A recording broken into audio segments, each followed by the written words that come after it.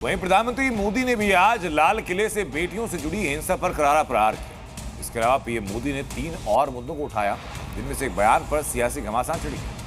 PM Modi ने uniform civil code का जिक्र करते हुए कहा कि फिलहाल जो सिविल कोड है वो कम्युनल है।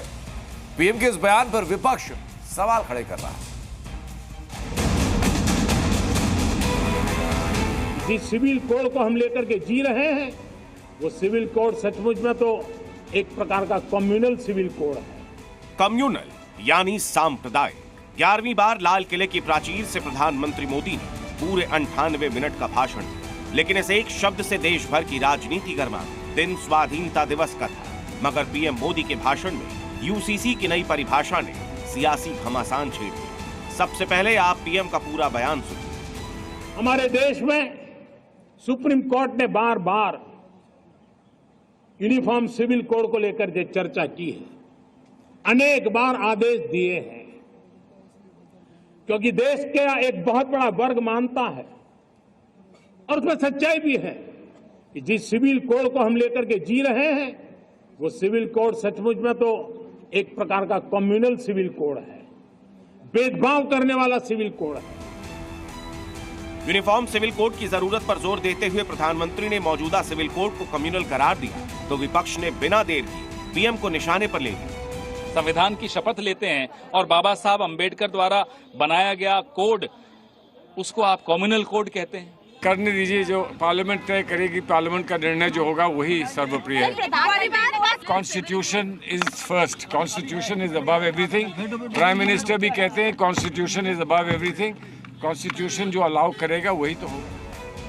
कांग्रेस नेता जयराम रमेश ने पीएम के इस बयान को बाबा साहेब का अपमान बता दिया। उन्होंने ट्वीट कर लिखा, ये कहना कि अब तक हमारे पास कम्युनल सिविल कोड रहा है।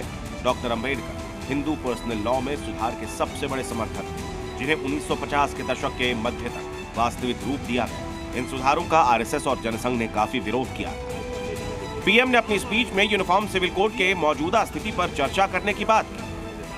संविधान की भावना भी जो हमें कहती है करने के लिए, देश की सुप्रीम कोर्ट भी हमें कहती है करने के लिए, और तब जो संविधान निर्माताओं का सपना था उस सपने को पूरा करना हम सबका दायित्व है। और मैं मानता हूं इस गंभीर विषय पर देश में चर्चा हो, व्यापक चर्चा हो, हर कोई अपने विचारों को लेकर के आए।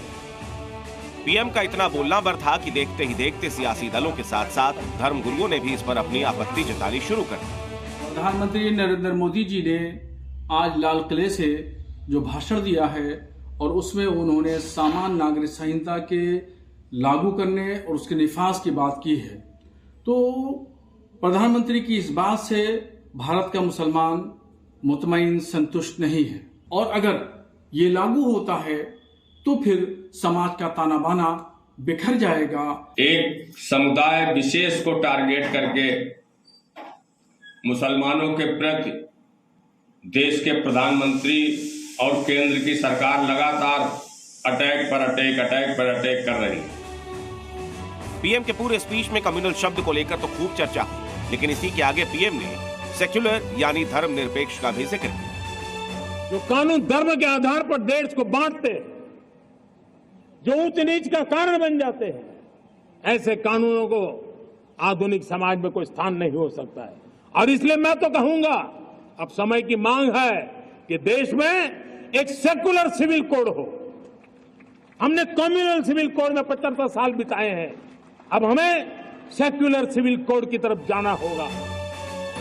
प्रधानमंत्री ने अपने बयान में 2 बार कम्युनल तो 2 बार ही सेक्युलर शब्द का भी जिक्र किया, लेकिन इस पर विपक्ष के साथ साथ मुस्लिम धर्मगुरुओं ने उन्हें निशाने पर ले लिया। लेकिन जैसा कि पीएम ने भी कहा, चर्चा होनी चाहिए, जनता से जुड़ा मुद्दा है तो चर्चा जरूरी भी है, लेकिन एक चीज अगर नहीं होनी चाहिए तो इस मुद्दे पर वोट बैंक की राजनीति। दिल्ली से अंजलि सिंह के साथ ब्यूरो रिपोर्ट, जी मीडिया।